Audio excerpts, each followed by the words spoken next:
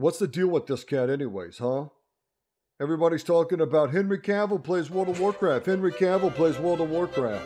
Well, making movies, watching them too, but because I'm making movies, sometimes it's more fun to be gaming when I get the free time. When he has the free time. Fucking square. Alliance. And look, they just hit him with the T-Mog and they're out. Are you kidding me? Because I got a question for Handsome Henry here. Let me ask you something, partner. What does this symbol mean to you? Huh? You like to run around Elwyn and collect squirrels and shit for your little pet battles? Or do you actually come out here into the world of men, carry that sacred crest into the waves of heathen hordes with your brothers in arms? Huh? Is that what you mean for the Alliance? Answer the question, you chiseled fuck. Oh, this guy gets me so worked up. And the state of journalism today, huh?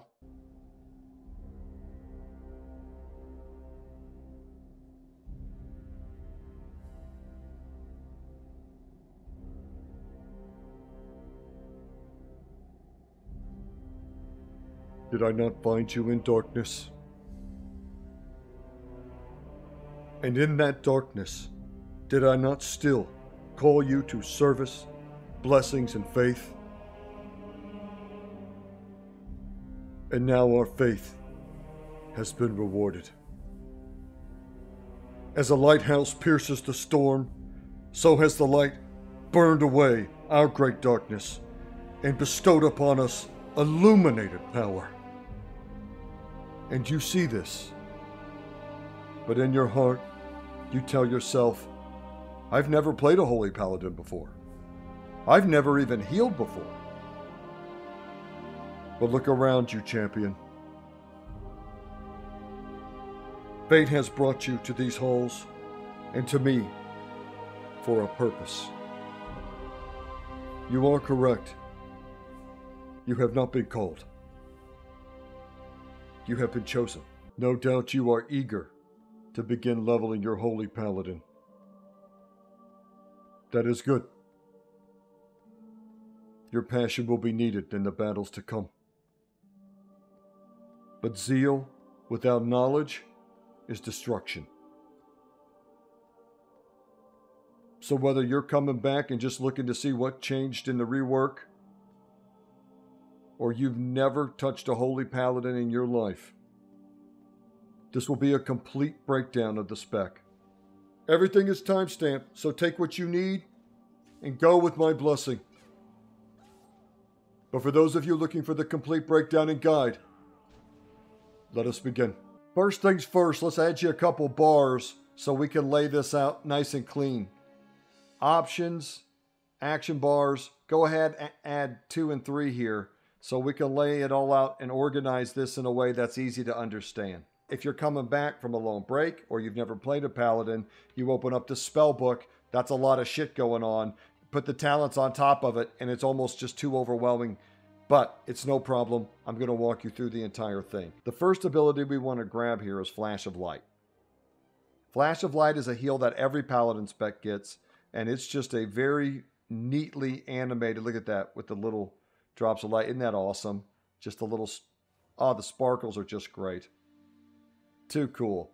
Love Flash of Light. Put this someplace you're going to use it a lot. Next, open up your spell book. Go into the Holy Tree and bring in Beacon of Light. When you hear Holy Paladins on the forums, Reddit, YouTube, or in this guide talk about Beacon, this is what we're talking about. Beacon of Light. It has 2 parts. First you have to put it on someone. Have to be in your party or raid, right? And once you put it on them, whatever you heal or choose to heal, they receive 35% of that healing. So they're always getting some of your healing every time you heal. And that's a very unique and thematic, and I think just very enjoyable part of playing a Holy Paladin. You feel like a Holy Guardian or like a Guardian of Kings. And there are unique talents and stuff that even play further into Beacon. But for now, just understand that that's what Beacon is. You put it on someone like the tank, or in PvP, someone who's getting tunneled, and they get 35% of your healing even if you have to heal someone else. So they're just constantly being healed. The other important part about Beacon is that it helps you generate holy power. If you don't know, holy power is this resource over here, and you see when I heal myself with Flash of Light, I don't get any. But if I Flash of Light into my Beacon, bam, there's holy power. And the goal is to get to 3 and then use a spender. Remember this idea of healing into your Beacon because you want to get holy power. But you'll also see it caps at 5. So if I keep casting without using that holy power, I waste it, right? Because I could be generating more holy power and spending it. So that's something to be aware of. However, if you're learning, just take it slow. It's okay to be capped on holy power. Sometimes you want to save a little for some burst healing at a key point. It's no problem. Okay, don't stress yourself out about not overcapping on holy power when you're first starting out. Just remember, try to heal into your Beacon when you can, and try to generate holy power when you can. Okay, let's open up that spellbook now and bring in our other heal. This heal is particular to the holy specialization. It's called Holy Light. This is one of my most favorite animations in the game because look, you pull out your Libram and you read. Isn't that great? I love the two-handed in Librams. I love the Librams. I miss them so much. I wish we could get T-Mogs for different Librams and stuff. I just love them. I digress. Holy Light. So this is another heal we get. So we have Flash of Light and we have Holy Light. Right away, the difference you can tell is this one is much faster, but it also costs a lot more mana. So this is heals for more. You'll see it at 39 there. This one's only at 32. So this is 32 for 9,000 mana. This is 39 for 6,000 mana, right? So it's cheaper and it heals for more, but it takes longer to cast. I think a lot of people wanted to see Holy Light get that speed up. It is so awkward at that long cast time. I get why they didn't. I mean, you're already getting less mana and you're healing for a little more HP. There's some other talents that also really make it worth using at times. So we have our 2 heals and our Beacon. Now let's bring in the fun one, Holy Shock. Right away, you're going to notice it has 2 charges, which I underestimated how much fun that makes it, but it really is enjoyable. All Holy Shock is it's just a little burst of healing, or you can also use it, in this case on this training dummy, for damage. In both cases, you'll see it leaves behind this little Glimmer of Light. This is Glimmer, and Glimmer is a very, very powerful, important piece of the Holy Paladin rework. I mean, we had Glimmer before, of course, but it has been made much more powerful with this rework. So, in a nutshell, what Glimmer does is it leaves behind a buff. You can have up to 3 Glimmers out at once. So you can Holy Shock, and that gets 2. And you can see Holy Shock has a very short cooldown. And now I have another one available, and now I have 3 Glimmers out. So this is the max amount of Glimmers I can have. You can also see that I've hit it 3 times, and it generates Holy Power. One of the cool things about Holy Shock, as opposed to Flash of Light and Holy Light, is that no matter what you hit with it, it's going to give you a Holy Power. So right away, you're going to get those Holy Power. Even if I use it offensively, I still get a Holy Power. Another thing about Glimmer is, and let me get everybody all glimmered up here, is, okay, so I have my 3 Glimmers, right? And you'll notice that every time I Holy Shock after this, everybody gets a Glimmer heal. So every person with your Glimmer gets healing when you Holy Shock. Unlike Beacon, where the target receives 35% of all of your healing, Glimmer healing only comes from you using your Holy Shock. That's why it's very important, as best you can, to try to not sit on charges of this. You want to use this as much as possible. I mean, there may be times when you need to save it, of course, but try to get this Glimmer healing going and keep it up. A few other points before we move on. It also now has Dispel Protection, which is great for PvP. If they dispel it, it triggers the heal. And it's very easy to put it back up with another Holy Shock. A great change there. You'll also see that the total healing and damage is increased by 6% for each target affected. So the healing goes up 18% if you have all 3 out. Also the damage. So that's something to remember. If you can keep and maintain 3 glimmers up, you're getting your max usage. I think Glimmer is just sweet and very Paladin-esque, and I love the ability. I'm glad they chose this direction as a way to really buff up the Holy Paladin kit. I think using Glimmer of Light to do that was a great decision. Okay, so we have Beacon. We have Flash of Light. Generates 1 Holy Power into Beacon. We have Holy Light. Generates Holy Power into Beacon. And we have 2 charges now of Holy Shock, which give this Glimmer buff out, which heal or do damage every time I press Holy Shock. And gives me Holy Power. These 2, Holy Power into Beacon. This one, Holy Power into anything. So now we're really good at generating Holy Power, but how do we spend it? Well, let's pull in the first spender. Go into your Holy tab and grab Shield of the Righteous. Shield of the Righteous is your damaging spender. If you generated 3 Holy Power and you're looking around, everybody's full, no one's in danger, and no one's going to be in any danger anytime soon, and you want to contribute to your team dropping the boss as soon as possible, you spend your 3 Holy Power on Shield of the Righteous.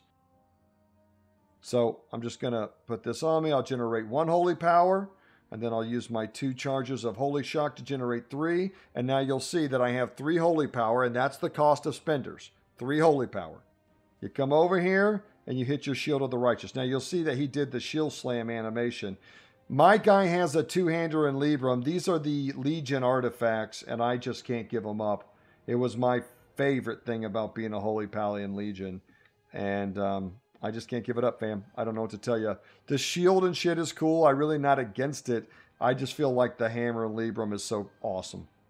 But you'll see the animation is a shield animation because, as it does say here, it is a Shield of the Righteous. You'll also see that it reduces the cooldown of another ability when you use it, called Crusader Strike.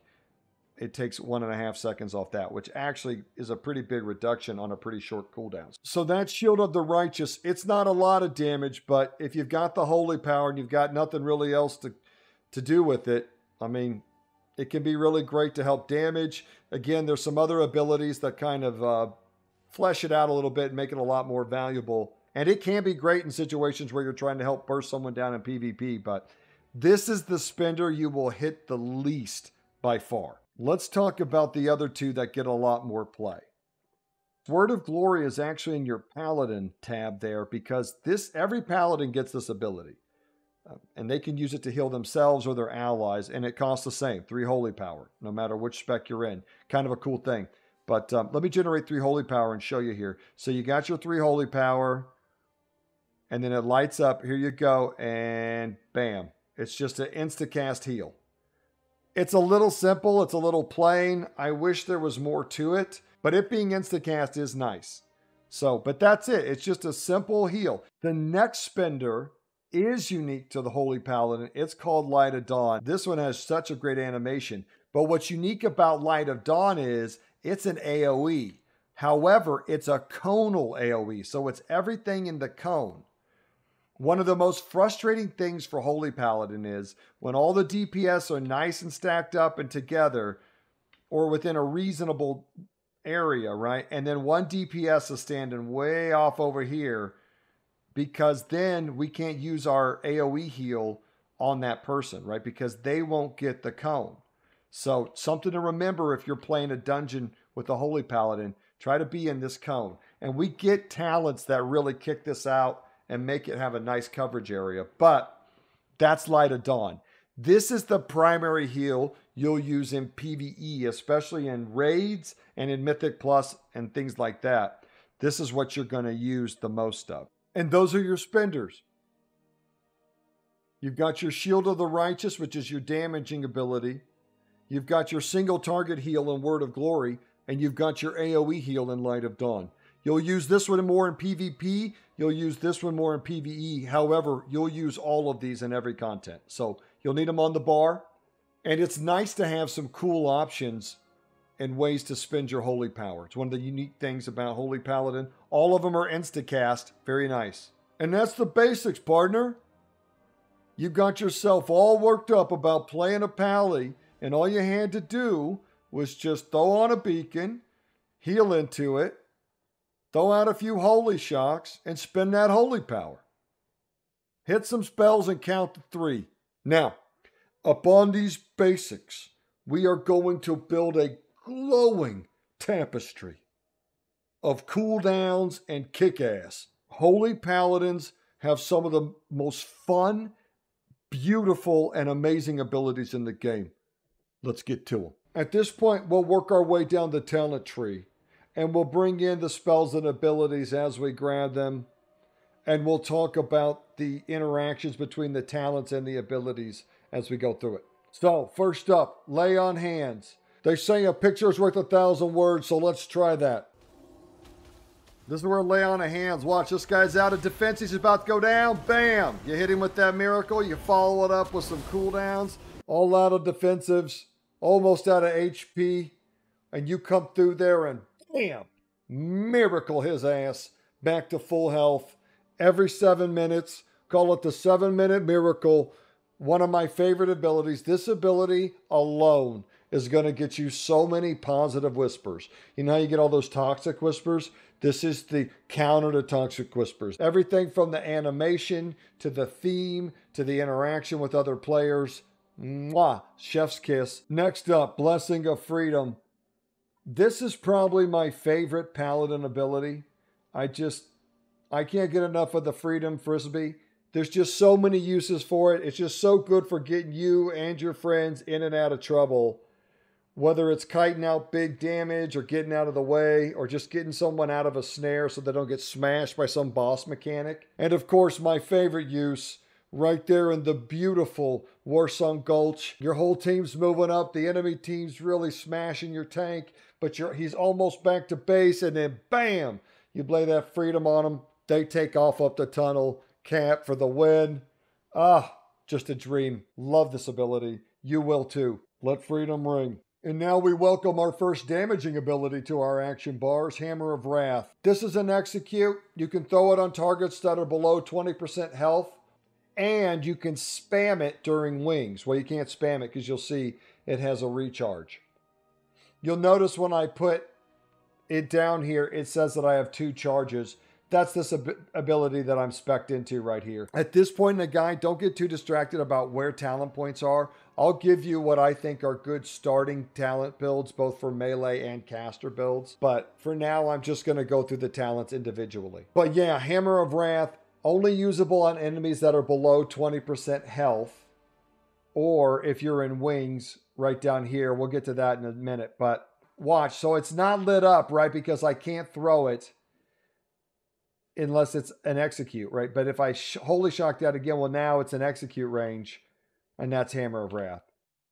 You'll also notice that it generates a holy power. So when you get these, and you also get procs of these, you want to use it. You're going to be throwing a lot of hammers out, and this will be one of them. So put it someplace where you can hit it. Next up is Improved Cleanse.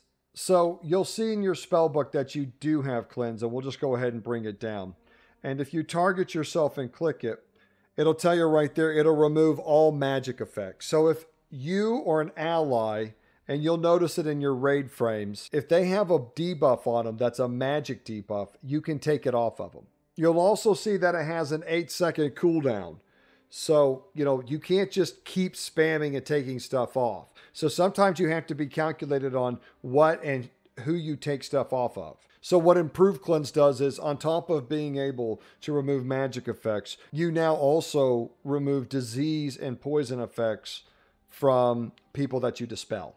And so when people say you need to dispel, this is what they mean. They mean you need to take stuff off of your teammates. This is a very important thing that healers do, because whether it's PvE or PvP, some abilities are just so nasty and devastating that they're essentially impossible to heal through, especially in more challenging content. And, taking those debuffs off your ally or yourself are going to be key to keeping them alive and keeping them in the fight. So that's where Cleanse comes in. It's very important that you cleanse, as often as you can, honestly. A great thing in PvP, think about magic effects. If you see someone sitting in a polymorph, if they're sitting in an ice trap, by hunters. You see a big, ball of ice. You can cleanse them out of that. Those are magic effects. Rogue poisons. Those types of things can be removed from other players. Decay diseases. There's just a whole list of stuff. And you'll learn the more you do it. But very powerful ability. It's not sexy, but it's super powerful. If you close out that talent tree and you just look right here on top of your action bars, you'll see little buttons. And these are auras. And what auras are, they're just little buffs you can give your group or raid. So you have to be in a party or a raid to receive the benefits of an aura. Now, you might notice that you only have 2 auras, Devotion and Concentration aura. I have a talent point into this talent right here, Auras of Swift Vengeance, which gives me 2 more auras that I can use. So let's talk about these from the beginning. First one up, Crusader aura. And you'll see when you put on an aura up here in your buff bar, you can see which one you have on. So right now there's Crusader aura, mount speed increased by 20%. That's why everyone calls this questing aura, right? You want to be running around from quest to quest or flying around. If you're on a mount, you want this Crusader aura on. This is actually a really big buff in PvP because, there's so many paladins now that every team always seems to have one. But if they don't and one team does, you will get to an objective much quicker with that 20% buff. So I actually really like to have this in random battlegrounds. And it's just good for getting around and getting to objectives as quick as possible. I love the theme of Crusader aura. People complain about getting around on their pallies all the time, but honestly, I'll show you some tricks. It's not as bad as they say. Next, Devotion aura, 3% damage reduction. Concentration aura, 30% reduction in interrupt and silence effects. This is a one that I really like in PvP. If I go up against like a mage, shadow priest, resto shaman, and everybody's just going to be chunking interrupts and silence at me all game, this is a real nice one for that.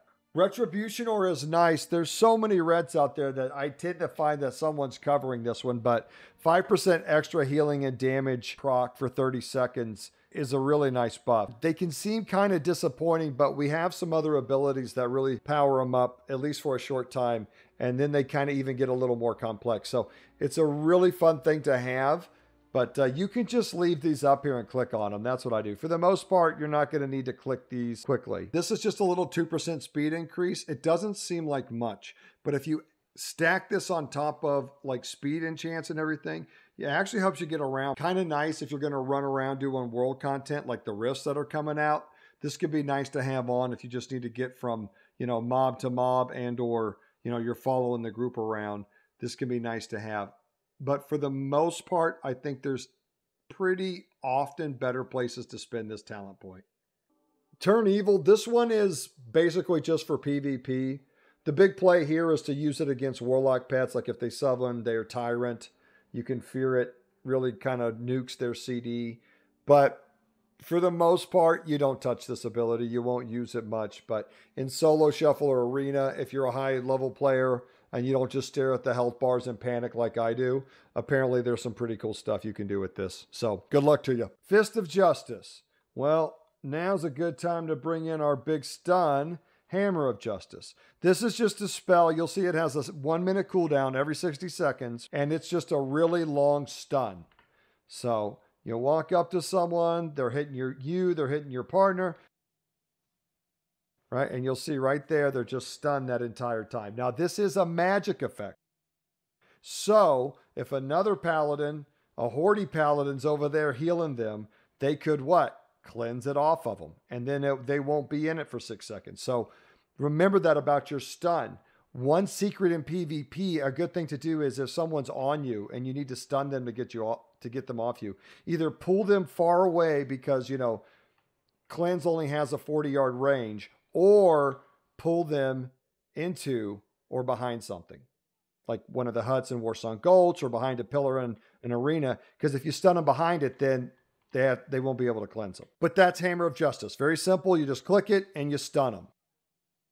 But the problem is that 1-minute cooldown's a long, long road sometimes, especially if you're in a random battleground or something and things are just kicking off. Enter Fist of Justice, where, remember we talked about you really want to be using your holy power and not sitting on it more than you have to, and you don't want to waste it. This talent is one of the reasons why, because right here, for each holy power you spend, you reduce the cooldown of Hammer of Justice by 2 seconds. So 60 seconds is a long time, but watch this.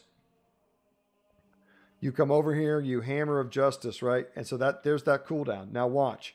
As I heal myself and spend holy power, so it's 52 seconds. Now watch. I'm going to hit this. Drops it down. So it's 6 seconds every time you spend 3 holy power off that cooldown. And if you get in a big team fight and you're really kicking stuff out, it comes off cooldown really quick. So that's what Fist of Justice does.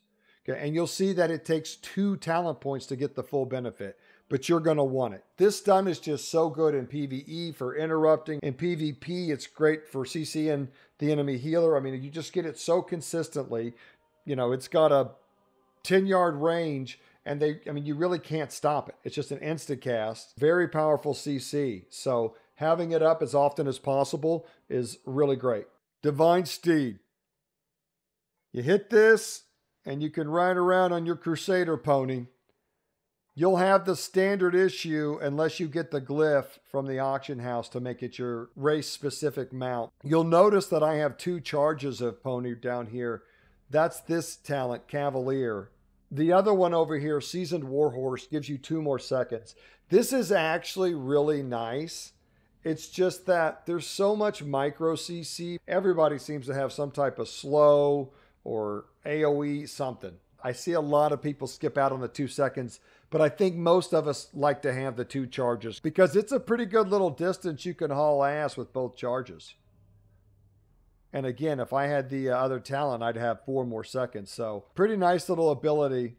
Next talent, Greater Judgment. Okay, time to bring in the judge. Judgment. Very simply, it's just a hammer you throw out. Look at the range on that. 30 yards. Just great. Cool animation, great sound effect. Just so sexy. You'll see it has a pretty good cooldown, 10 seconds. You'll also see it now generates holy power. Isn't that a miracle? Those of us who have endured the long, cold winter of Judgment not generating a holy power. How awkward was that? But it does now. It feels great. Holy power generation in general feels much, much improved. But Judgment does damage, generates 1 holy power. Bring in this Greater Judgment, and this is a new addition and a great change. It bakes into Judgment a debuff on the target you throw it at. So I throw it at this Horde who's hitting my buddy, and not only do they take damage, and not only do I get a holy power, but look, the next 24k damage they do is prevented. And there's ways to get this number up real high. And I just think that is such a cool Guardian-esque addition to the kit, and to bake it into Judgment, not make it some other ability and overbloat the kit was a good call, you know, because of the cooldown of Judgment keeps it tempered, but then it also gives it some cool play. Just very, very, very neat. I love this change. This is your first choice node in the talent tree, and what you're picking between here are your crowd control options. So you can either grab Repent, which is this. Oh, he got me in Repent. Look at that. See, that's what it does. Good job. Now I'm going to go get him in Repent. Or you can grab Blinding Light. This is right here, Blinding Light. So you'll stun someone. Do they trinket? Okay, they didn't trinket. But if they don't trinket, look, everybody here, and it's Blinding Light, and they're all stunned. They're all mesmerized by your T-Mog. Okay, shit, I gotta go. The problem with Blinding Light and uncoordinated content is the second someone takes damage, it negates the effect. So you'll go in and you'll Blinding Light a group of people, but your Demon Hunter buddy will take that opportunity to light them all up with some eye beam, immediately breaking it. Blinding Light in PvE is huge because it can AoE a whole group of mobs and interrupt their casting and really buy you time to get everybody back up. Maybe interrupt some nasty abilities about to go off. Rebuke. This is just an interrupt. I love having an interrupt as a healer because, as we know as healers, DPS aren't always very consistent at stopping those huge damage abilities from going off, so having some say in that is nice. Also love to punch a mage trying to poly me, or a druid trying to put me in clone. I find that even though Rebuke is a rather simple spell, it's really nice in that it really fleshes out that melee healer theme that paladins rock. Holy Aegis, the armor's negligible, but the crit chance is really nice. Avenging Wrath, this is wings. 2-minute cooldown. You hit it, you light up, sprout your wings, and go. It's a 15% increase to both healing and damage for 20 seconds. One of the OG cooldowns of World of Warcraft. I'm not a huge fan of steroids, honestly. However, 15% seems pretty reasonable for a cooldown. 20 seconds, long time, but it is a 2-minute cooldown. One of the big complaints about wings is that it telegraphs when you're dangerous, but I think that's good. I think it's good for the game. I don't think you should need 15 add-ons to determine when people are a threat or when they're popping off. Justification, just a passive 10% increase to Judgment's damage. This one's kind of got a cool theme to it where when you successfully interrupt someone, you hit them with a Crusader strike. That's another damaging ability we'll bring in soon. In PvP, you just don't interrupt enough to use this. I'm sure in PvE you possibly might, but honestly, for the most part, you'll be healing. And, you know, I don't know that you're going to use this enough to get more out of this than you would putting that talent somewhere else. So your call, it's cool, but I just don't see it being real popular. These next three I call Consecration Alley. So let's grab Consecrate. And like I always say, throwing down some holy ground.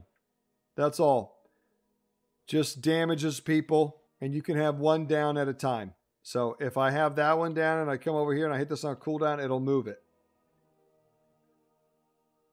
So that's Consecrate. Now, this talent makes it so that if people are standing in your Consecrate, they get healed. Up to 5 people. This talent makes it so that the person that has the lowest health gets extra healing.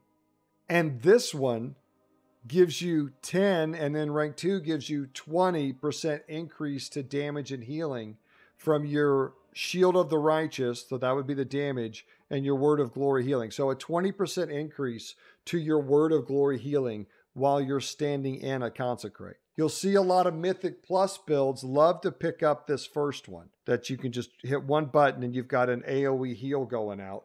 Not a huge heal, but it's something. The problem with Consecrate in PvP, of course, is you have to move and be so mobile, especially in something like Solo Shuffle, where it becomes pretty impractical. You just won't get the benefit out of it because you'll be moving out of it so quickly. However, for things like AV towers or something like that, where everybody's going to be grouped up and we've got to all be fighting on top of each other, then you can get a lot of bang for your buck out of these talents. And they can be a lot of fun to use, especially in coordination with some other new abilities that we have. Echoing Blessings. Well, we'll talk about the first part of this one and then the second part of it when we bring in the other spells. So the first part here, it adds a 15% movement speed to your Blessing of Freedom. Basic Blessing of Freedom just removes your movement impairing effects. It doesn't give you a boost up. But with this Echoing Blessings, the first part of it actually gives you a little speed increase, which on top of helping get, you know, flag carriers or other healers or whoever you put it on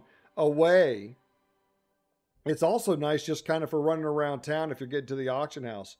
Just got yourself a little speed boost you can throw out. Now let's talk about some utility, and this is something you use to protect other people.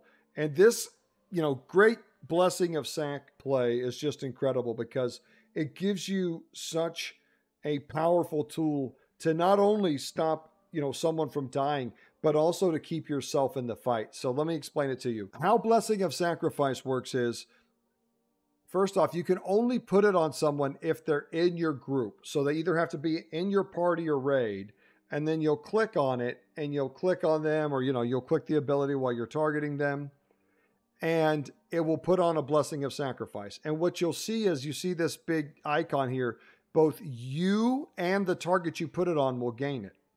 It will reduce the damage that they take by 30%. However, you will take 100% of that damage. You say, well, what's the, you know, that doesn't sound that great. The great thing about that is, if an enemy player puts you in a crowd control that can be broken out of, then the damage that that person's taking will prevent you from being able to be CC'd.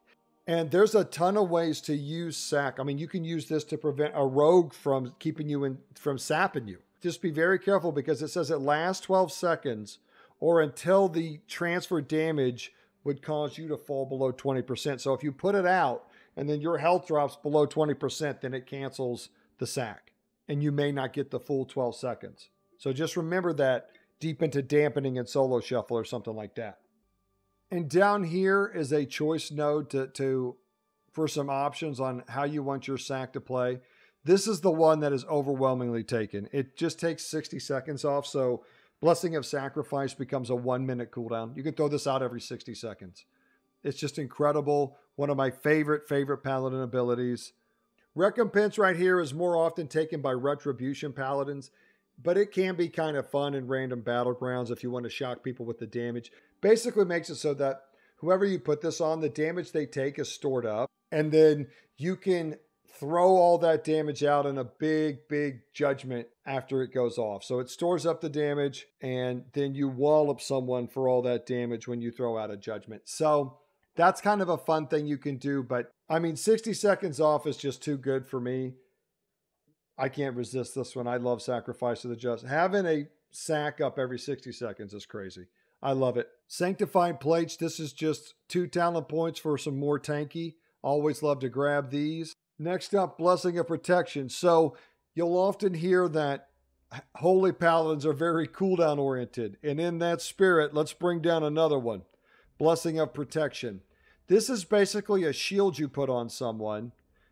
And I'll put it on myself here. And you'll see, if you see this above someone's head, they have this Blessing of Protection, which means they're immune to all physical damage. Now, physical damage includes bleeds, mostly. Okay, so there may be some PvE mechanic I'm not aware of, but in PvP, it includes bleeds.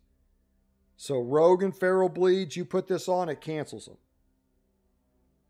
You can use this to stop a lot of a monk's karma damage. You can use it to stop a lot of monk damage, warrior damage, feral damage, hunter damage. Any physical damage in the game, this will stop all of it. If a DK pulls one of your people into his, mangling army shit, throw a bop on him. It'll stop a ton of the physical damage from the pets. This ability is either God tier or worthless, right? Because this will not do anything against warlock damage, shadow priest damage, mage damage, and any spell damage. So things like demon hunters, rogues with shadow blades up, they can get around this physical protection. Another thing about Blessing Protection that kind of makes it really awkward is that it can be purged. Okay, now this is one of the benefits. Remember when I said Echoing Blessings had 2 parts? If you look at the other parts now, Blessing of Protection and Blessing of Sacrifice also reduce the target's damage taken by 15%. This is huge, especially for Blessing of Protection, because it can be purged. So shamans and priests can just you can put it on someone when they desperately need it, and they can take it right off. So in case it is purged, they'll still get 15% less damage taken. Not a lot, but not nothing. Lightforged Blessing. I don't ever really use Shield of the Righteous much. I'll just be honest with you, but there's people that love Shield of the Righteous. They're really big in weaving it in, and I guess this gives it some play. 1% maximum health just seems weird. For a talent point, I feel like there's so many better places to put it. Remember when I told you, you really don't want to sit on Holy Power because there's a lot of things going on that you spending Holy Power helps you, right? So like as you spend Holy Power, you reduce the cooldown of your Hammer of Justice through this talent, right? Well, this one is one of those like that where this makes it so that for every 20 Holy Power you spend, your next Word of Glory also heals someone else for 30%. For a passive, it's not bad. It's just kind of boring, but it worked. Not taken so much in PvP, taken a lot in PvE because look, you're going to be spending Holy Power anyway. You might as well just get this benefit. Unbreakable Spirit, Divine Shield, Divine Protection, and Lay on Hands. Okay, well, we've talked about Lay on Hands. Divine Protection, this is a defensive. It reduces all damage you take by 20%. The big part of this one is that second part there, usable while stunned. This is huge in PvP. say a rogue stuns you and he's about to unload on you and there's nothing you can do, your trinket's spent, you can hit this ability and reduce all the damage you take. That'll buy you time so that you won't die in the stun and you can come out and start healing yourself and hopefully survive the onslaught. But you damn sure won't survive if you just sit there and take that raw damage. So this is a big damage reduction. This is also something you can use if, say, you throw a Sacrifiice on someone and you know they're going to get blown up, like, say, in a 40-man where they're going to jump in there and you're going to take 30% of that damage, but that 30% of damage might be enough to blow your shit out of the water. However, expecting that damage, you could pop Divine Protection and help nerf it down a little bit and maybe make it a little more manageable to heal through. The other big defensive you're probably familiar with is right here, Divine Shield. This is just bubble, right? You hit it, you hearth out, you're good. One of the things you'll notice, look here before it goes away. You see this Forbearance debuff?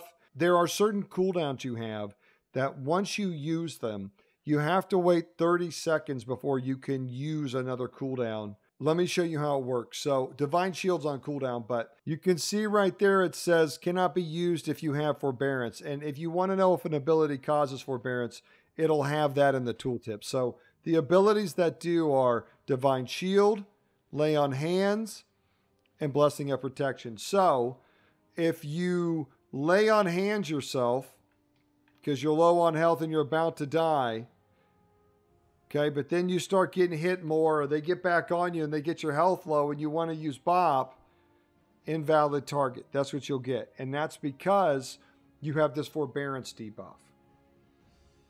I don't know why they kept it. This is going to make it a nightmare to play with other paladins, because if you PvP with rep paladins and you put out something and you give them this debuff, they then can't use their bubble to protect themselves. So, you know, as a rule, I just tell them, well, use your bubble first and then I'll use mine once it's over. But that's kind of a lot to pay attention to. I don't really get why they kept this. I mean, if you overlap your defensives, you're already in paying and trading the cooldown.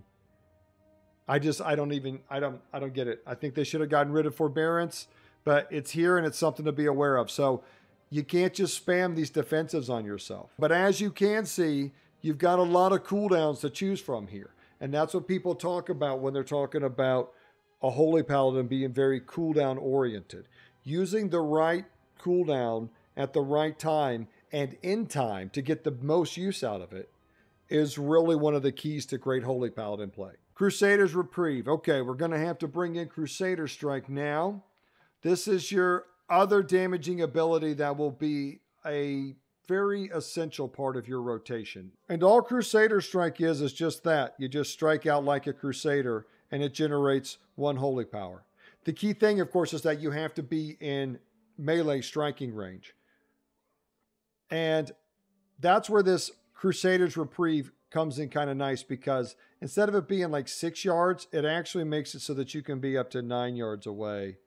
And still, let's see, right there. So I can still Crusader Strike from this distance, which makes it kind of nice if you have to weave in and out of, mechanics, or in PvP, you got to weave around a trap or something. It doesn't break out. It doesn't stop you from attacking. It gives you a little cushion to play with. So, but that's Crusader Strike. And you can see it only has a 6-second cooldown. And Judgment has a cooldown too. So you kind of get to this point and then you can weave in a heal, right? And maybe you want to cast a heal. And now you can spend that holy power, and now you're back to judging and Crusader Striking again to generate holy power that you can spend on healing.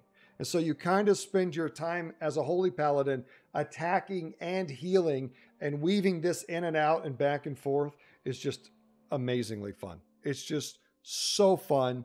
You feel just like a holy crusader out there bashing shit, protecting your allies. It's just erotic. Do notice too that the last part of that Crusader Strike, it adds a little heal to it. So you are getting a little heal back every time you use it. Judgment of Light just adds kind of some passive healing to Judgment. So I spec'd into it. You throw your Judgment out and see that little 5-stack there. So every time myself or one of my allies hits it, they're going to get a heal, for the next 5 auto attacks. And then every time you judge again, it refreshes that. So it just bakes in a little passive healing to Judgment. I don't see a lot of Holy Paladins take this. This is really favored by like prop Paladins. Rep Paladins maybe, but definitely prop Paladins. Just gives them some passive healing on whatever they're attacking. But it's not the worst talent point you can spend. Seal of Might. This is 2 ranks of Mastery and Intellect. Divine Purpose. This ability just amazingly perforates the basic rotation to make it just super dynamic and really gives it this, really just smooths it out.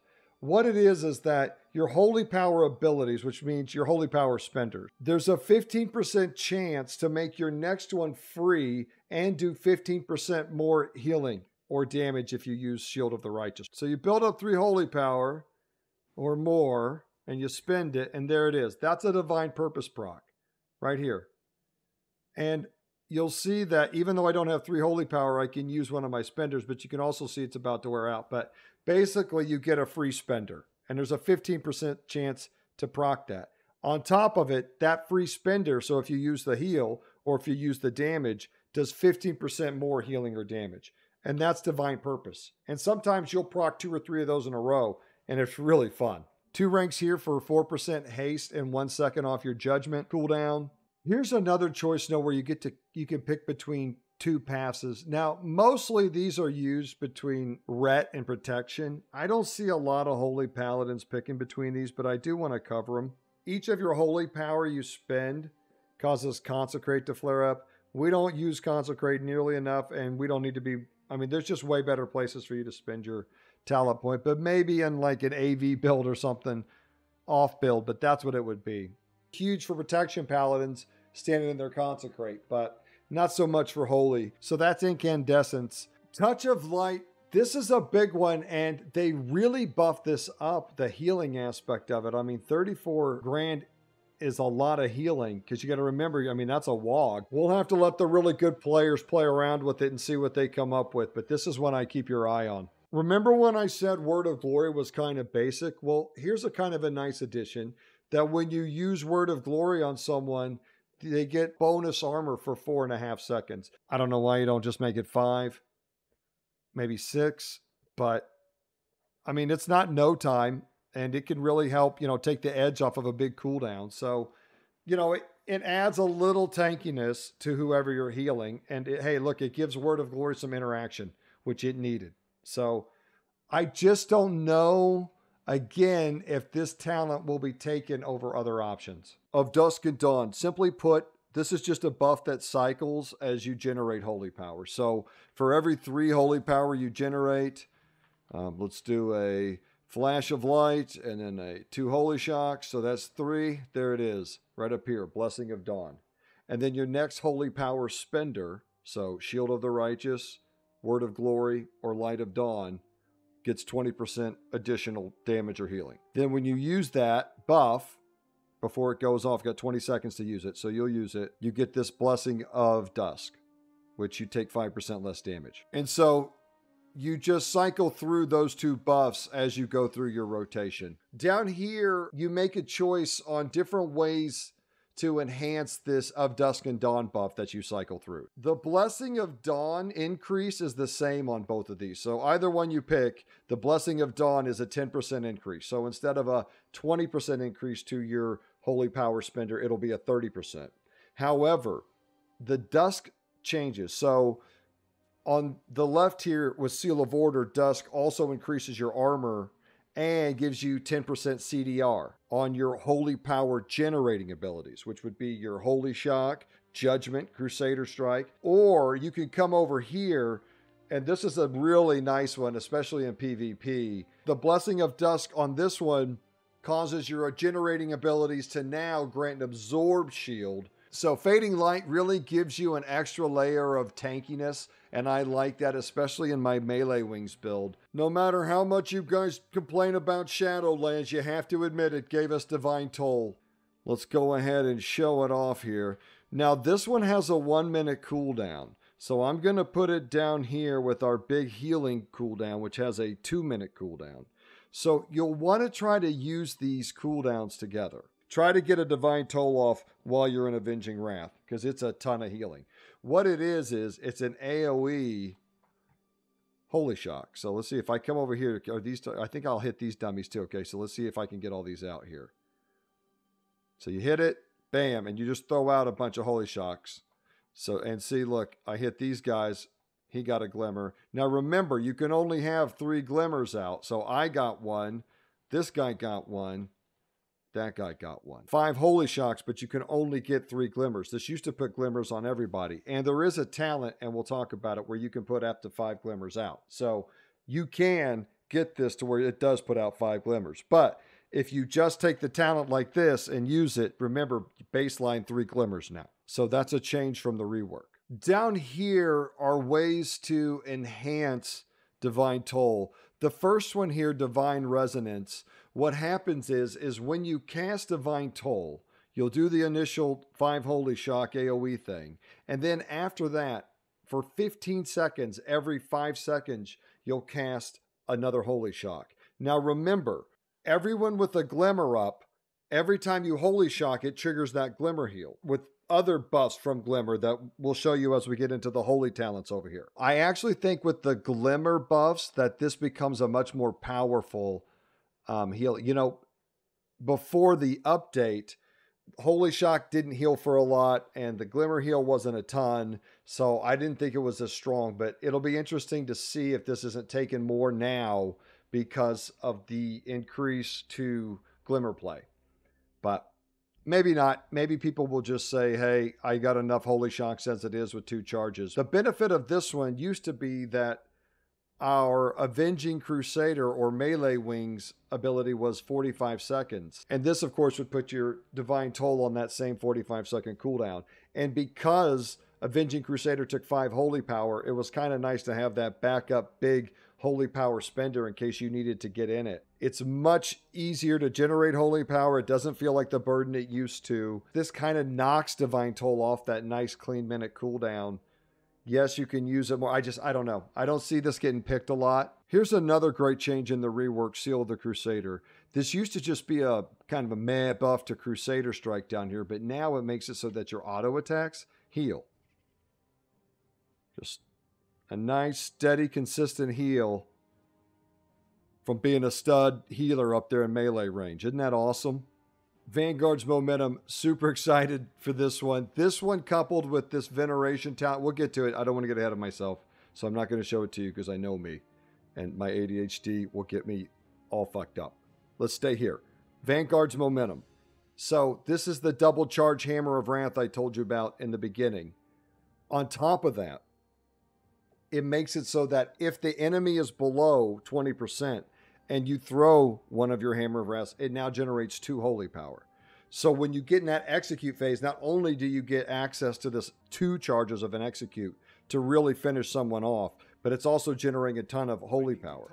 And remember, you can also use your Holy Shock to hurt people too. So 2 charges of Holy Shock, 2 charges of Hammer of Wrath, that leads into a Shield of the Righteous if you want it. I mean, you got a nice little burst right there if you're looking for one. The rework has really given us some just super exciting, thematic, and very powerful new abilities. So let me walk you through them. Starting from the top on the Holy side, you've already met Holy Shock. Here's Glimmer. Remember, up to 3 targets. Also, in PvP, remember now, Glimmer has Dispel Protection. Here's where you get Light of Dawn. This is where Holy Shock gets 2 charges. Here's another big cooldown you can get called Aura Mastery. Very simply, Aura Mastery is just a 2.5 minute cooldown that you can push to give everyone in your group a rate of buff. And depending on what aura you're in, will determine what buff they get. The most popular one in raiding and PvP and stuff is to pop this Devotion Aura.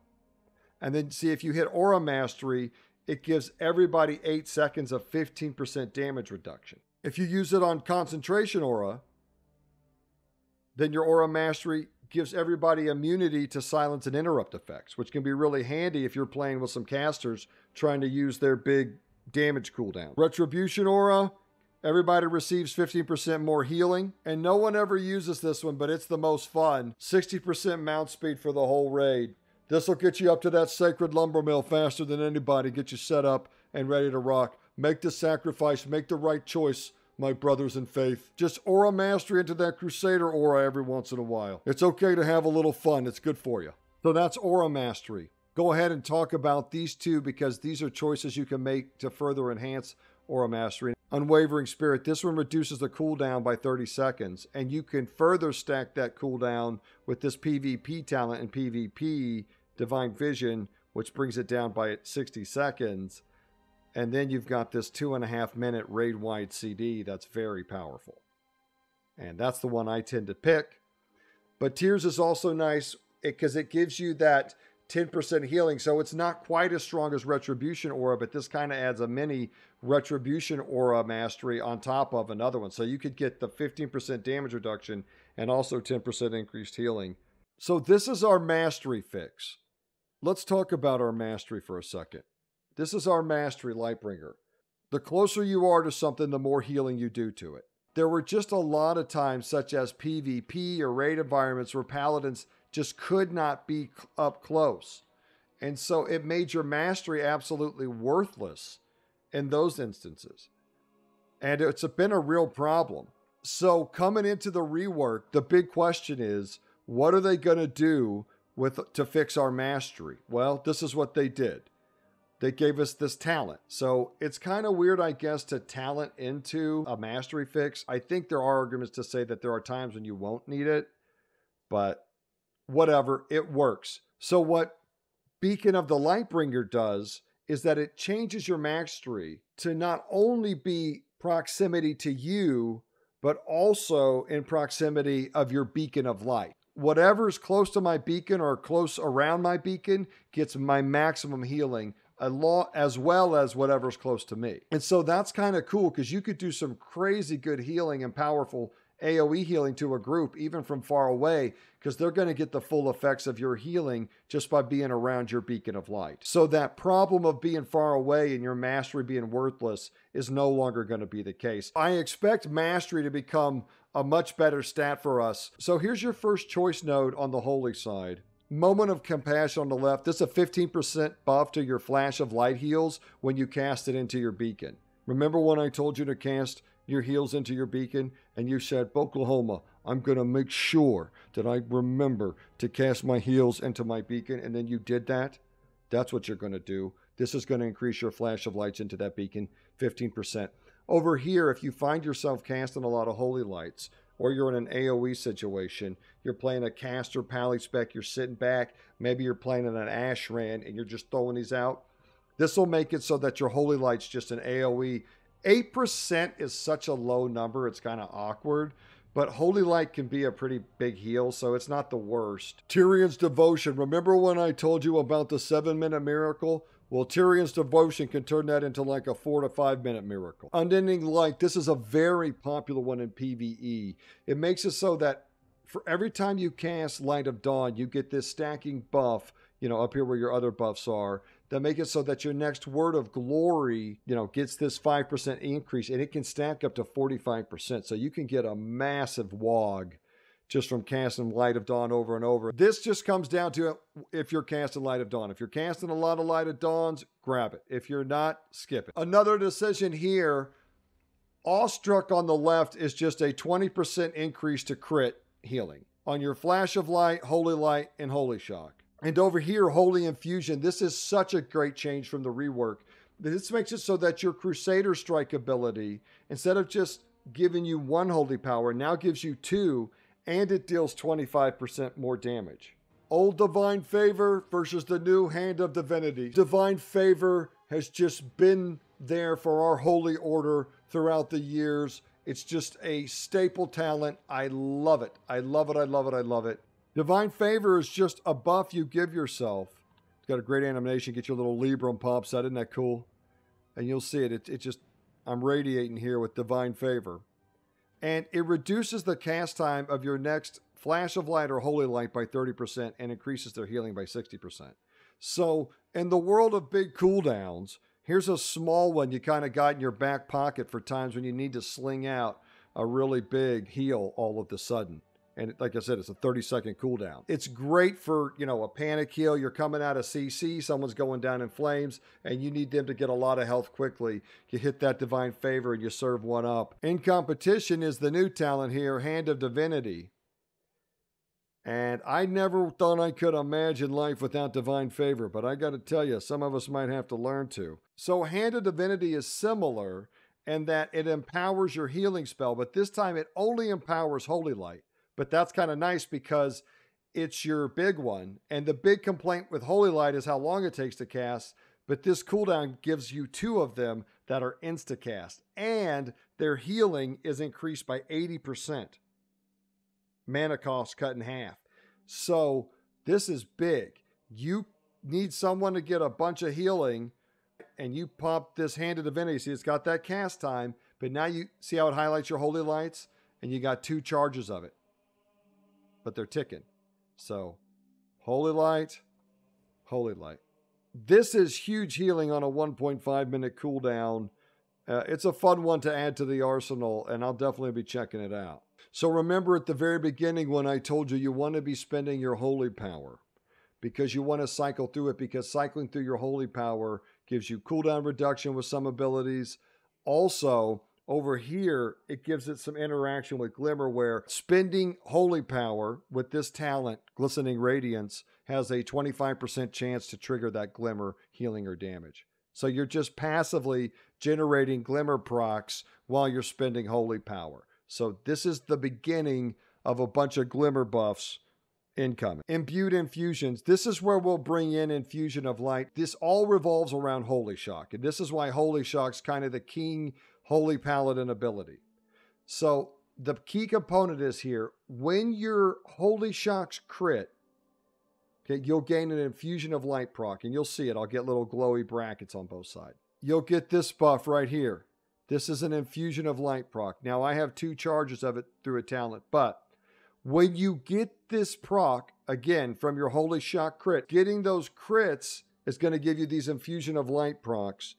And that Infusion of Light proc is going to empower your next Flash of Light, Holy Light, or Judgment. If you use that Infusion of Light proc and you use Judgment on another player, remember that debuff where you stop the next X amount of damage against 24k that they do? Well, that number gets increased by 150% if you have an Infusion of Light proc. I mean, you are talking about stopping lots of damage if you consistently get these Infusion of Light procs. This is another one of my favorite changes from the rework. I mean, just blunting another player's damage by a lot is just such a cool and thematic interaction with Judgment. Just so cool. And I really, really like this change. That's Infusion of Light procs. So this talent, Imbued Infusions, when you consume or use those Infusion of Light procs that you get from Holy Shock criticals, you reduce the cooldown of Holy Shock by 2 seconds. Light of the Martyr.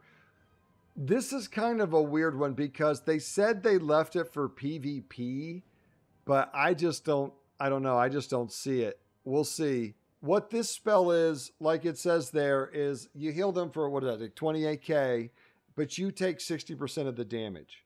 However, this doesn't count as a beacon heal. So if you use this heal, your beacons won't get any healing from it. I guess we'll just keep going down here because we'll just call this the Martyr Row. So it's just so hard now with these niche kind of spells to justify their place inside kind of these intense cooldown windows. I mean, between trying to squeeze in Judgments and Crusader Strikes and 2 charges of Holy Shock and then not overcap on your Holy Powers, it's going to be hard to squeeze in a lot of Light of the Martyrs. I mean, you see what it could be if everything's on cooldown or you don't have your wings up. You could use these instants to pump someone up, kind of to bridge the gap between cooldowns. And maybe that's some high-level play that will occur, but it just never seems to emerge, and we've had the spell for a while now. I don't see it all of a sudden coming on, but I don't know. Better paladins than me, Mike. If you come down here, you can buff it up so that every time you use it, it kind of gets a little stronger, and it can get pretty big, but then it also gets kind of more risky But here's the interesting one for me, because they said they want to kind of leave Light of the Martyr for PvP, but then this passive here that you can pick up, Maraud's Dying Breath, ties it more to Light of Dawn, which is used way more in PvE. This ability makes it so that when you use Light of Dawn, everyone that gets healed by it buffs up your next Light of the Martyr by 10%. And then it allows that Light of the Martyr, when you use it, to heal your beacon target. So, you know, it kind of takes the big doesn't apply to beacon drawback away.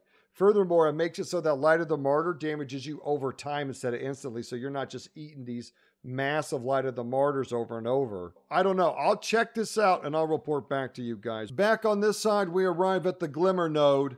These are two options to change your glitter play. On the left, Illumination. This changes it so that instead of Glimmer only being able to affect 3 targets, it now can affect 5. Syncs up very well with Divine Toll, where you throw out 5 Holy Shocks. That will instantly apply these 5 Glimmers, and everybody's getting that Glimmer love. Remember, the more Glimmers out, it reduces a little bit, but it gains a little bit of more healing and damage. So it's accounted for a little bit, but it's not quite as strong the more you put out. But sometimes you just got to do that healing for the family, and you got to get them out there. Over here on the right, Blessed Focus makes it so that you can't have a lot of glitters. You can only have 1 glitter, but it's a super glitter. The healing and damage done both increased by 25%, but it can only affect 1 target. This has steadily gone up. I mean, to make it only 1 glimmer, it has to be pretty strong. I'm definitely going to check this one out. I don't know what it is about it, but there's just something about the idea of a super glimmer that's just driving me crazy. Saved by the Line. This one got greatly buffed up in the rework. I think it used to only be about 30k, but what it is whatever target has your Beacon of Light on it, now if they drop below 30%, they get this 72k shield. So it can only happen once every minute, but it's nice little cushion to have every minute to catch you back up, or, you know, maybe buy you that little extra time you need if they just got chunked to get them back up. Right here, you can make a choice between picking up an AoE ability. So on the left, and the one that's very popular in PvE, is Light's Hammer. This is Light's Hammer. You just click it down on the ground and you'll throw a hammer out, and everyone in that radius gets a lot of healing. Isn't that a badass ability? Didn't I tell you we were just awesome? And this is Holy Prism. You just shoot a beam. It heals the person you hit with it, causes damage to the enemies around them. Okay, so it does healing and a little damage on an instacast. 20-second cooldown. Light's Hammer on a 1-minute cooldown. Power of the Silver Hand. What it is it's a passive you get where your Flash of Light and Holy Light, so your casted heals and or your Judgment, those abilities can proc this Power of the Silver Hand buff, so that for the next 10 seconds, all the healing and damage you do, 10% of that gets put into your next Holy Shock. So you've got like 10 seconds to soup up a really omega Holy Shock. The main benefit of this is if you're sitting back and you're really playing a caster paladin and you're throwing out a lot of these heals, it just kind of passively helps you buff up your Holy Shock as you're healing. This one is a huge change. Light's Protection. Your allies with a Glimmer on them take 16% reduced damage. Now this is split, so divide it by 3 if you have Glimmers out. But this is so cool. Also, don't freak out, PvPers. It's cut in half in PvP, so it's 8% divided by 3 in PvP. This is such an insightful change and really gives Glimmer some strategy. If you got one guy that's just taking damage, you just want to keep one Glimmer out because you want to keep that 16% damage reduction down. But if we're getting into an AoE and everybody's going to be getting hit, well, now we want to spread out that damage reduction so we're all getting the Glimmer heals. Being able to just hit somebody with a flat 16% damage reduction in PvE, 8% in PvP, just really gives Holy Paladin that Guardian appeal. I've protected a lot of flag carriers in my day. This is going to help me do it even a little better. I really like this change. Really plays into the Holy Paladin theme well, I think. And while we're just making awesome additions to Glimmer, why not just add another one where 50% of Glimmer's overhealing becomes a shield? Let's get our Glimmers out. Get Frank his, get Murphy his, And now me, Frank, and Murphy got our glimmers out, right? So now when I heal, we're all getting healed. But look, if they don't take damage, the overhealing gets stacked as an absorb shield. Now it doesn't last long. Okay, look, you'll see it's already down to 4 seconds. But you can really stack this shield up. I mean, I'm at 54k right now on myself. So this is a really big change because it really helps smooth out glimmer play. There were times when you'd put a glimmer out on someone and they would need it for that period. But once they were full health, they kind of lost the benefit of having it. Well, now, even if you're at full health and you've been glimmered recently, if I'm sending out more holy shocks into someone else and you're full health, but you still have that glimmer buff, well, now you're building the shield. So if someone swaps to you or some damage comes your way, you've got a little defense built up to help smooth it out till I can swap over to you and get you healed up. The shield has a cap at 15% of your max health, but being able to create that shield on people through Glimmer is pretty cool. I'm not sure if I mentioned this when we brought in Shield of the Righteous, but it hits a group of enemies. This Shining Righteousness talent makes it so that the first target struck takes, extra damage. It also makes it so that every 5 Shields of the Righteous, your next Word of Glory or Light of Dawn costs no holy power. So you get a free Wog or Light of Dawn. 5 seems excessive to me. I think it should be more like 3 Shields of the Righteous. But either way, here's a talent for you Shield of the Righteous lovers to heat it up a little bit. Commanding Light adds 10% to your beacon healing. So standard beacon healing, 25%. Grab this talent. Now they're getting 35% of your healing output. This talent makes it so that when you throw Judgment out, it has a 50% to put Consecrate on the ground. Let's see if we can get one to go off here. Nope. How about now? There we go. See that? Dropped a Consecration. And so they're taking that Consecrate damage. If I had the Consecrate healing, my allies would be getting healed on that Consecrate. And the fine print there says that the limit on Consecration does not apply to this effect. What that means is even if you put down your Consecration and you have, it says there you have a limit of 1, you can actually still get this proc. See? So now I have 2 Consecrates out. That's what that Consecration limit not applying means. Breaking Dawn increases Light of Dawn's range to 40 yards. Phenomenally helpful. Anytime you're doing a raid, a world boss, an epic BG, you've got to heal a bunch of people who are moderately spread out. This Breaking Dawn is a godsend. So remember when I told you to cast healing into your beacon and you said you were going to make sure that you casted healing into your beacon? Well, this is the talent that makes you want to do that. This gives you that 1 holy power for casting Flash of Light or Holy Light into your beacon. It's also wildly helpful in situations like PvP or, world content where you don't want to have to constantly swap your beacon, but there are sometimes people that you need to heal with your Flash of Light or Holy Light that don't have your beacon on them. This makes it so that if, depending on how much health they have, you're more likely to get 1 holy power. And I forget what it is, but at a certain point, you're damn near guaranteed. This makes casting Flash of Light and Holy Light on targets without beacon occasionally okay. But if you're going to really be spamming someone, you might want to go ahead and just shift the beacon over. We talked about how powerful Infusion of Light procs have become and how you get those from Holy Shock crits. Well, here's an ability that gives you 8% increased critical strike chance to Holy Shock. Also increases your Judgment crit chance, which for you melee wingers, you know what that means. So first say hi to Beacon Buddy, because he's been hiding from you. We didn't want to overwhelm you, but we're going to bring him out now. Beacon Buddy is awesome. So you have Beacon of Light, and we're going to put that on someone, and they get 35% of your healing. But Beacon of Faith, or Beacon Buddy, he gets 30% of your healing. So both of these targets, even if I heal myself, get healing. Isn't that sweet? God, that's awesome. Over here, Beacon of Virtue gets rid of both of your Beacon of Light and your Beacon of Faith. And now you have Beacon of Virtue, which is a cooldown. And here's how it works. You can see right away with our Beacon of Light and Beacon of Faith that keeping 2 people up and even a third isn't so bad. But if we're in a 5-man dungeon, it can get a little awkward for the people that don't have Beacon on them.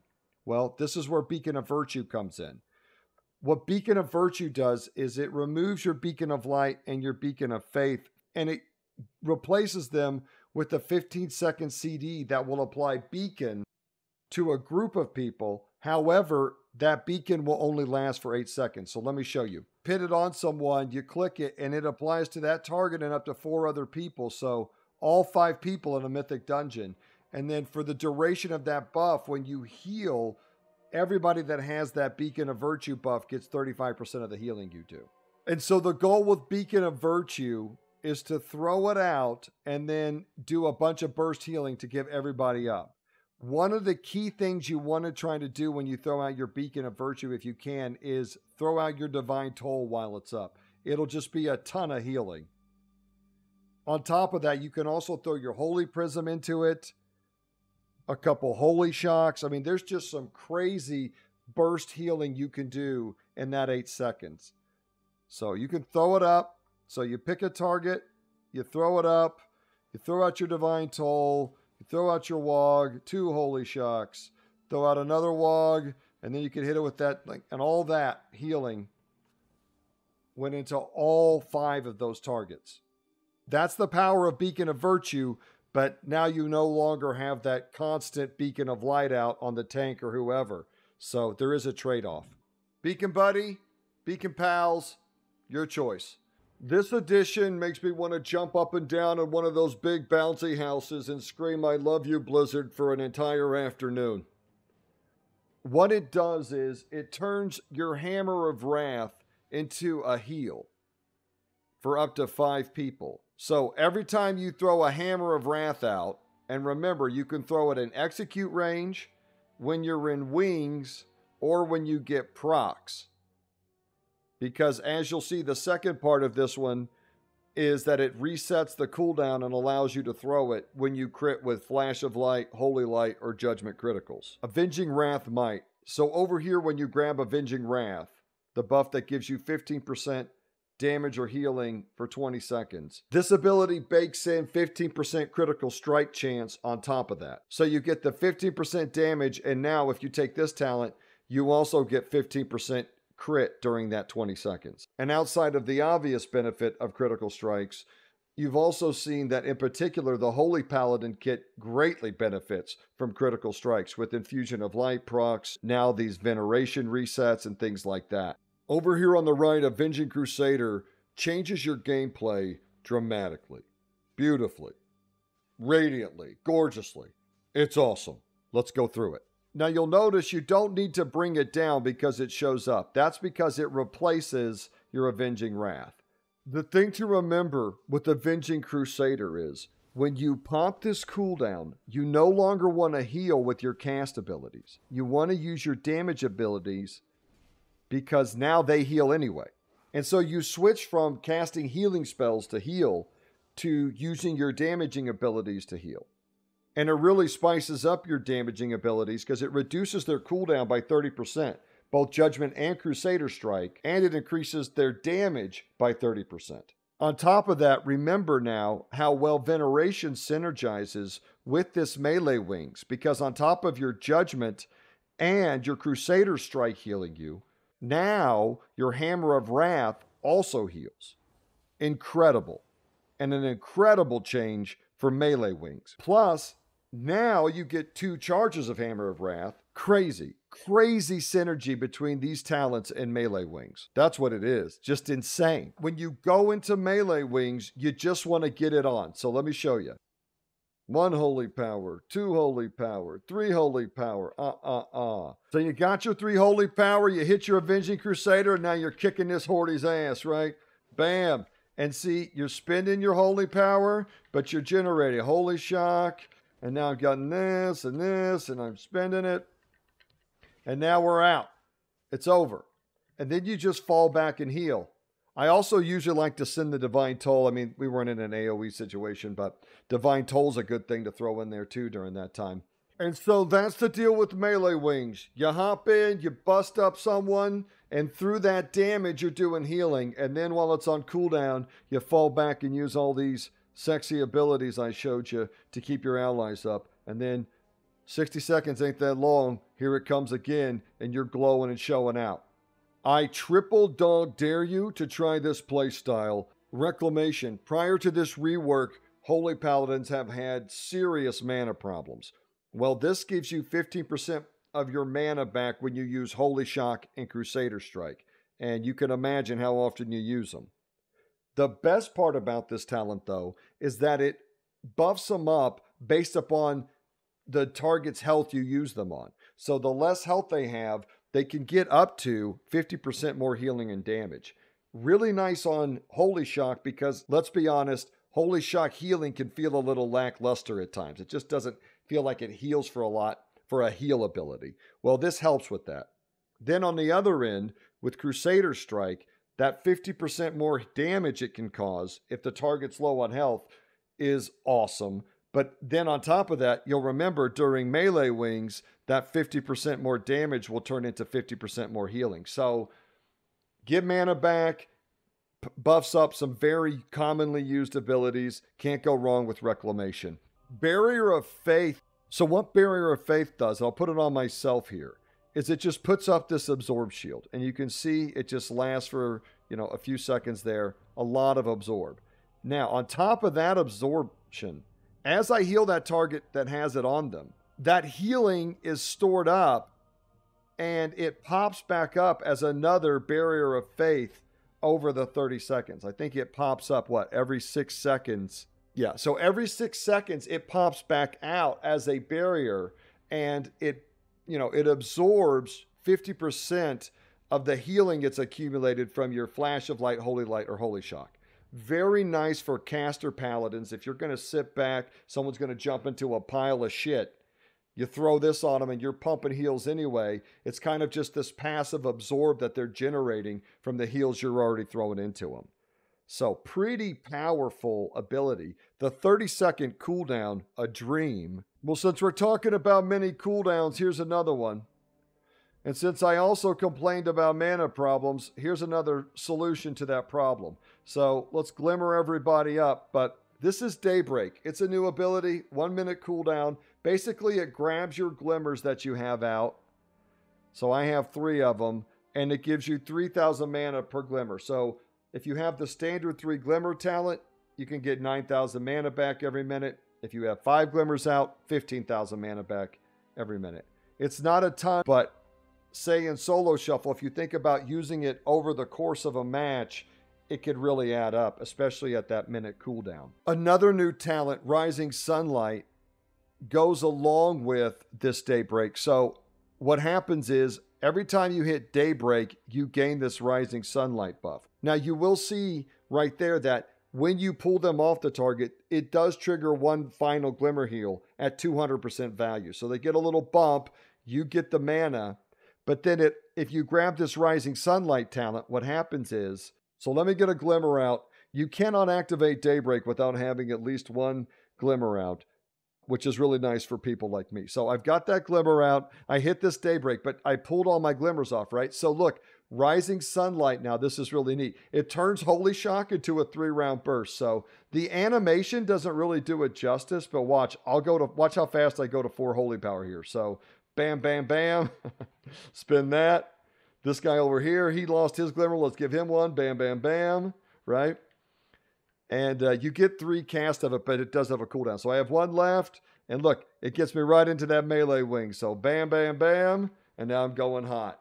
That's Rising Sunlight. You get those 3-round burst Holy Shocks. Pretty neat addition. My only concern about this is how much fun it's going to be pumping 3-round burst Holy Shocks into Hordes. I got a feeling that some of my allies are going to die from me fucking around with this, but shit happens. Crusader's Might, just 1.5 second CDR on Crusader Strike and Holy Shock.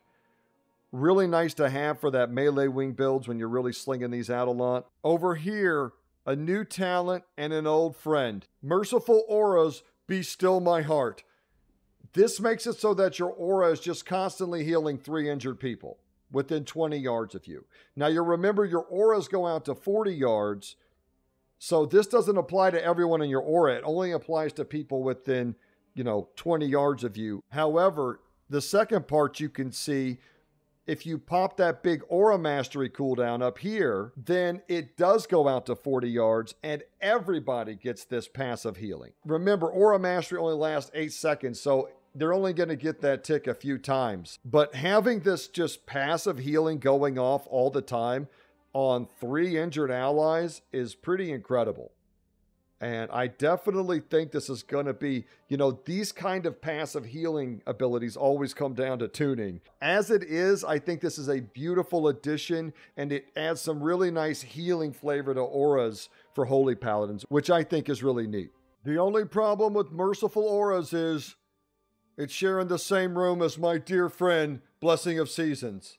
We'll pull this one down here with the mini cooldowns.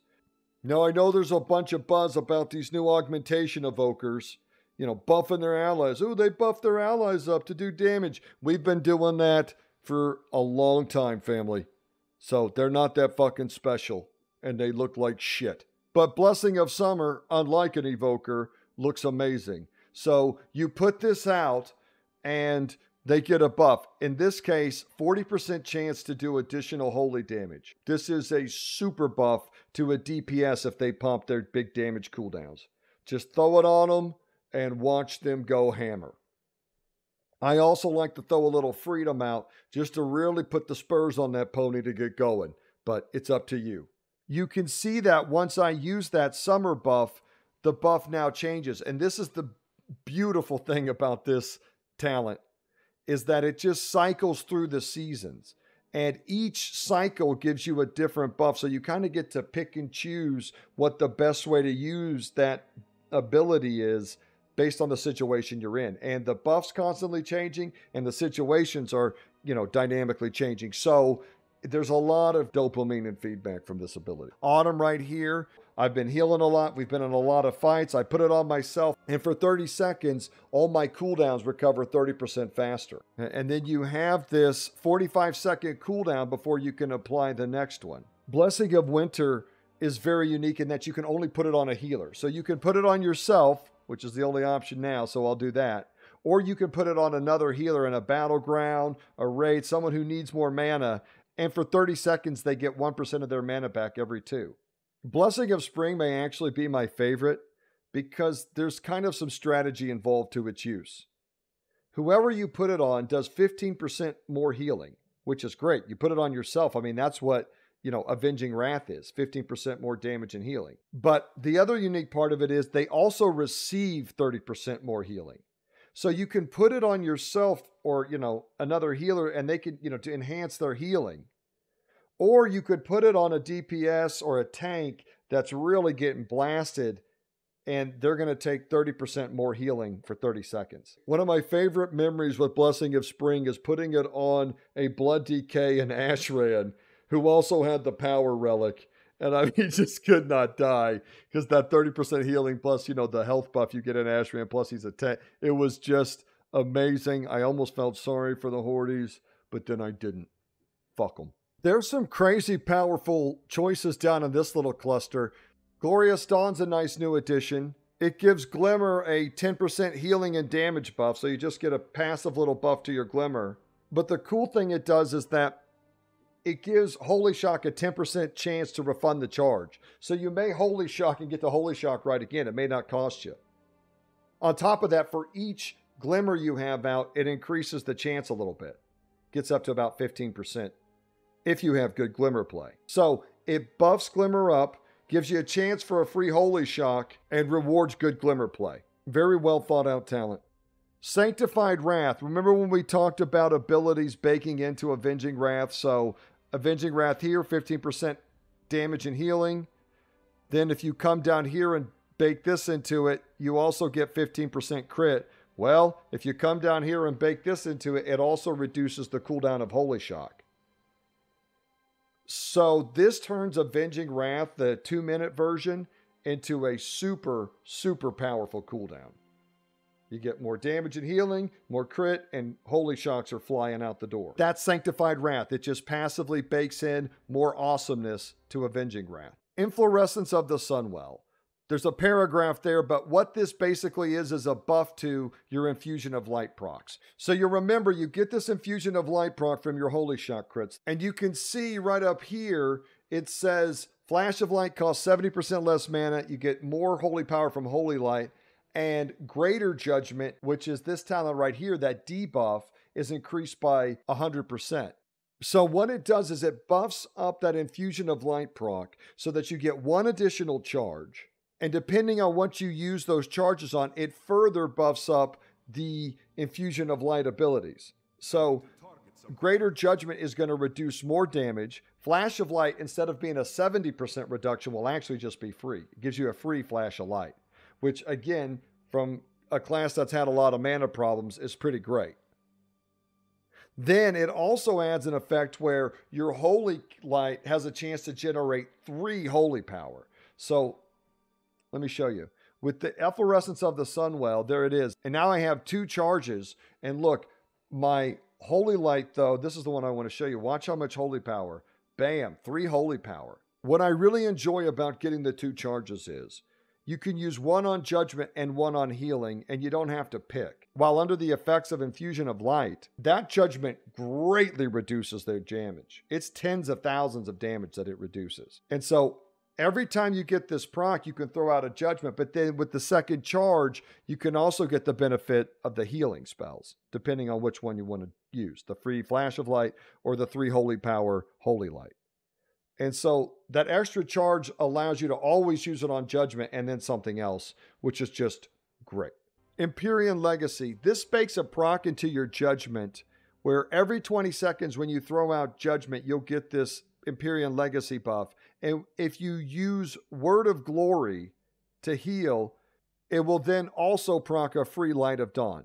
And this effect can occur every 20 seconds. So it's just this passive that's going off and doing healing while you're doing your healing, which can be really nice. But all it is you throw out your Judgment, you get this buff, then you hit your Word of Glory and a Light of Dawn will go out. So I hit my let me target myself, hit my Word of Glory, boom.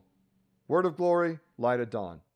And then it's on cooldown. Relentless Inquisitor, this is just a passive stacking haste buff up to 5 times. So you get 5% haste just by spending holy power. And last but most certainly not least, Tears Deliverance, 1.5 minute cooldown, 1.7 second cast, AoE heal. So you cast it, and there it is.